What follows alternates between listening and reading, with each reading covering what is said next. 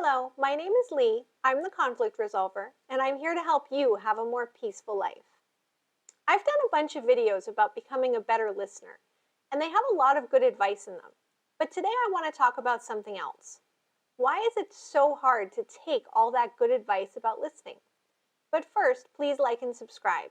If you have a question you'd like me to answer in a future video, leave a comment below. You can also email me at advice@leechandler.com.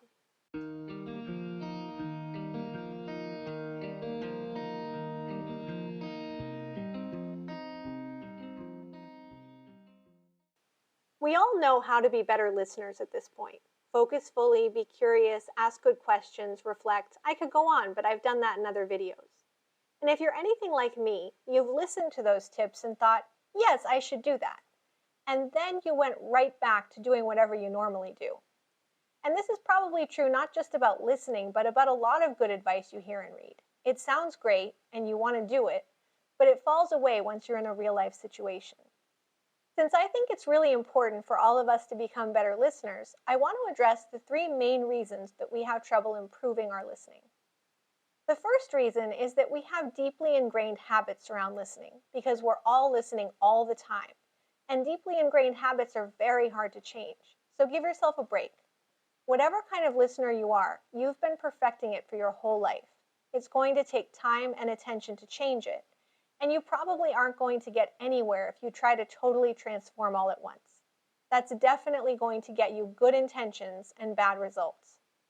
Instead, choose one specific thing you can improve. Choose something where you can point to a current listening habit that you'd like to change and replace it with a specific new behavior. For example, if you want to improve your focus, choose a specific thing that distracts you from listening. For example, maybe you're distracted by what you need to do later, and choose something you can do when that happens to return to listening.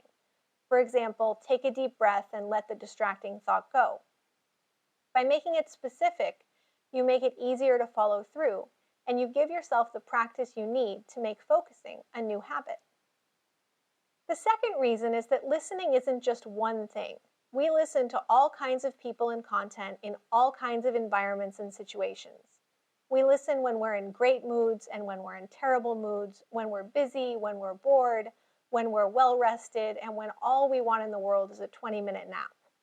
And when we set out to improve our listening, it's usually because we're having trouble listening in some kind of high-stakes situation. Maybe our poor listening is damaging an important relationship or leading to conflict at work or making it impossible to resolve a conflict in your life. Whatever it is, it hurts, and that's why you're trying to change. And so you end up setting yourself an extra hard challenge to change your listening habits in a situation that's already really hard. Instead, focus on making your changes in your easiest listening situations and don't worry about the hard ones. Like I said above, you want to practice the good listening skills so they become natural. Once they become natural, you'll apply them everywhere, but the practice is easier in low-stakes situations. The third reason is that sometimes when you're a good listener, it can feel like no one ever listens to you. This applies to a lot of good communication skills. When you work hard to improve and you find yourself interacting with people who aren't trying to improve, it can be really discouraging, especially in conflict situations or with difficult people. If you're listening well and understanding their perspective and they aren't doing the same for you, you can feel like your new skills are actually putting you at a disadvantage. Instead of becoming resentful or abandoning your new habits, think of your listening skills as dials that you can turn up or down depending on the situation. For example, you might need to turn the curiosity and questions dial down if you're in a conversation without any reciprocity. Someone who loves to talk about themselves might be expecting you to just jump in with your own information and stories, and they won't think to ask you questions. And if you feel like you don't have any good listeners in your life, find some, because being listened to is important. It's wonderful to be able to give that gift to others, and it's also important to have people in your life who will give that gift to you.